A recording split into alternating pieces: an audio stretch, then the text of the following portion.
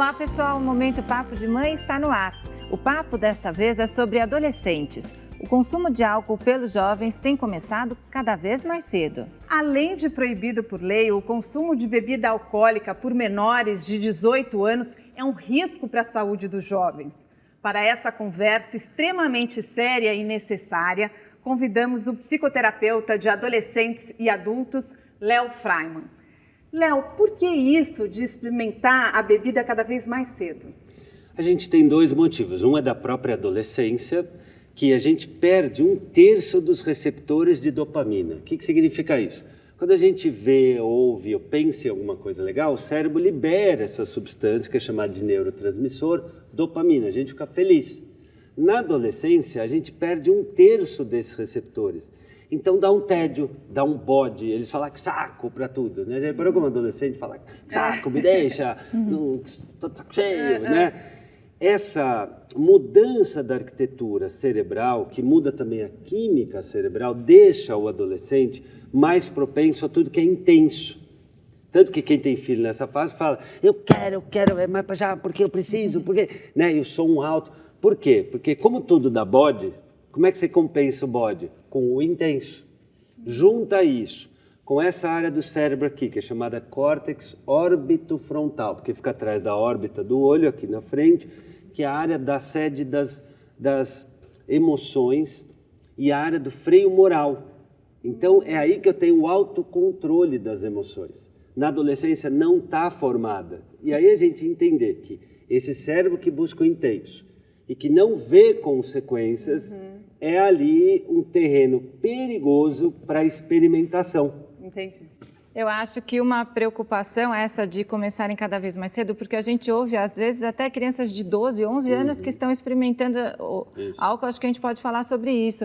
Antes a gente vai conhecer a Cláudia Ferreira, que está aqui com a gente. Ela tem 2 meninos de 15 e 13 anos, o Lucas e o Bruno. E eu acredito que, como todas as mães com filhos nessa idade, é uma preocupação, né, Cláudia? A gente começa a ouvir histórias na escola, e daí como é que você faz para ter essa conversa com os meninos? Então, eu procuro desde que eles são pequenos, me aproximar muito deles, ter uma conversa aberta, até meio por negação do que eu tive com os meus pais, que era uma relação muito distante. E, enfim, eu tomo cerveja, eu tomo vinho, então eles veem que também é uma coisa que eu gosto. Então não adianta eu falar para eles, isso é ruim, porque eles veem que não é ruim, que é uma coisa que é prazerosa para mim. Então eu procuro mostrar, e já deixei, a gente já teve essa conversa lá em casa, deixando aberto para eles a possibilidade de, quando quiser experimentar, que pode ser aqui em casa. Eu não acho que eles vão fazer isso, eu acho que tem essa questão deles experimentarem com os amigos. Mas mesmo nessa idade você permitiria? Não permitiria. Eles já me pediram uma vez no Natal, o mais velho, nesse último Natal, para tomar. Mãe, posso ver que gosto tem a cerveja? E eu fiz uma cara de pavor, o avô estava atrás dele e falou, fez um sinal assim, né, deixa. Daí ele tomou, assim, pôs na boca e achou ruim, né? Mas eu sei que tem amigos deles que já bebem. Então, eu acho que o risco hoje em dia, né, acontece que a bebida alcoólica, ela é socialmente mais aceita, Sim. né, Léo? Então, fica mais fácil até para os adolescentes experimentarem, porque tem essa aceitação até de muitos pais. Mas o que a gente precisa alertar aqui são os riscos para a saúde desse adolescente que não está formado ainda, né? Sem dúvida. Se a gente pensar, são milhões gastos todos os anos com suicídios, problemas cardiovasculares, acidentes de trânsito e muitos outros problemas que o alcoolismo gera. Quanto mais cedo, mais propenso ao vício e tem mais. Tem muito pai que acha que o filho machinho vai ficar mais homem se aprender a beber. Não foi à toa que o avô falou, deixa. Né? A avó não ia fazer isso para a menina.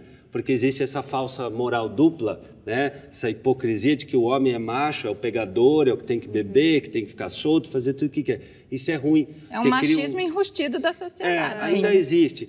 Existe muita propaganda de cerveja, de álcool, de toda a celebração. Pega as séries do Netflix, toda vez que alguém tem um problema, está comemorando, tem lá a bebida no meio. Então eu vejo que a gente precisa se conscientizar de que o cérebro do adolescente está em formação. É aquilo que a gente falava. Não tem controle de impulsos, tende a dramatizar e tende a ser buscador de tudo que é intenso.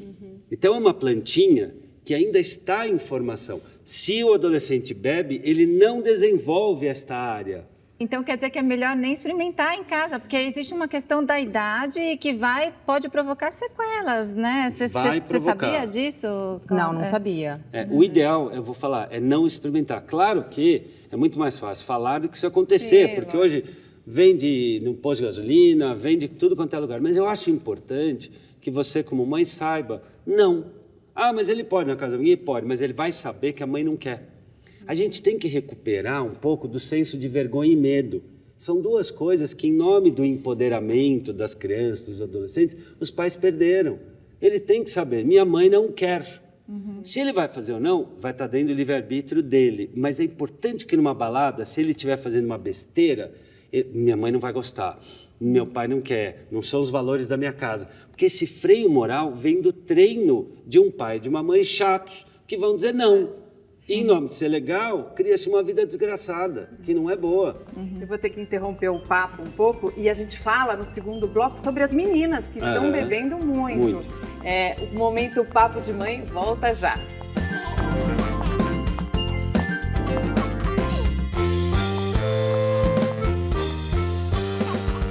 Estamos de volta com o Momento Papo de Mãe e o tema é o consumo de álcool por adolescentes.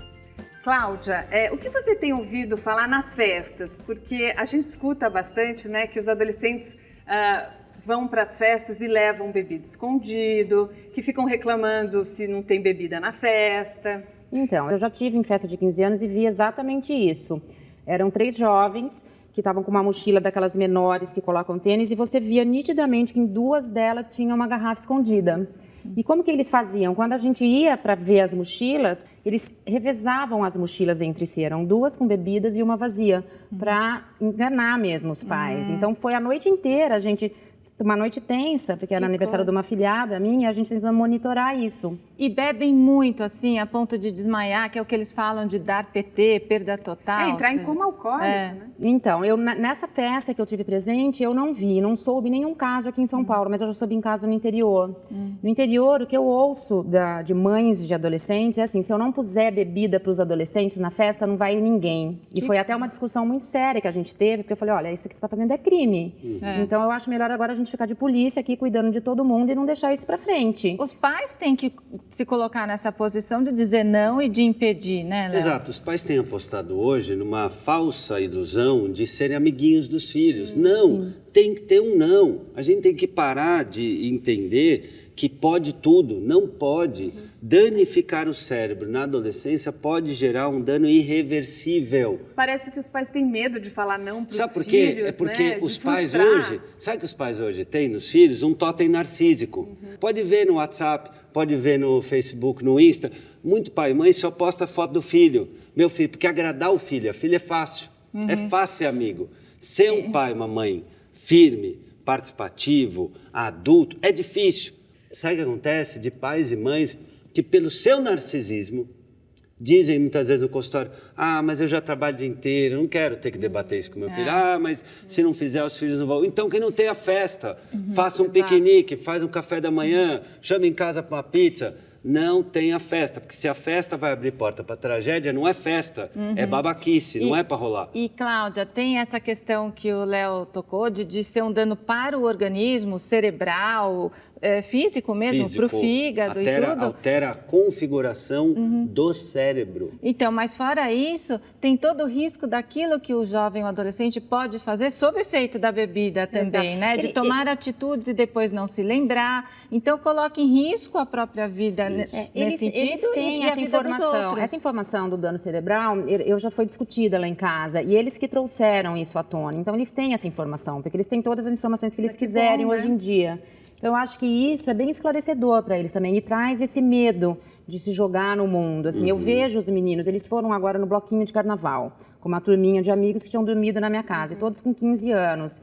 E aí, durante o café da manhã, antes do bloco, um deles, que não era meu filho, falou, tia, me explica como que eu tenho que me comportar num lugar desse, porque é a primeira vez que nós vamos, e eu não sei. Olha que mãe bacana. Que bom que tem Pro essa amigo do abertura, filho né? lá, olha que bacana isso. Mas você vê, alguns têm essa consciência, outros, que é um pensamento do jovem achar que nada vai acontecer com ele, que ele está acima de todos esses males, Pega né? nada. Que não pega nada e não é bem assim, Não, né? E também o efeito do álcool acaba tirando a ansiedade, ele fica...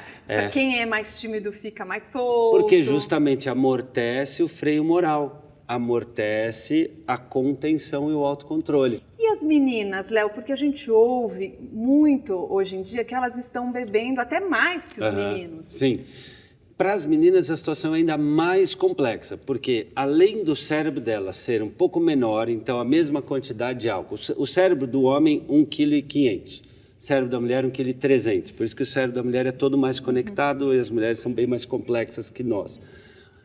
Quando você tem a mesma quantidade de álcool para um cérebro menor e para um corpo menor, a mesma quantidade que o menino bebe, para a menina faz mais mal. 2, a gravidez, a doença venérea e outras questões são mais... o perigo é maior para a mulher. E aí a menina bebe, aí ela vai fazer um monte de coisas que ela não faria no dia a dia, que ela não se orgulharia em postar na rede social, esquece.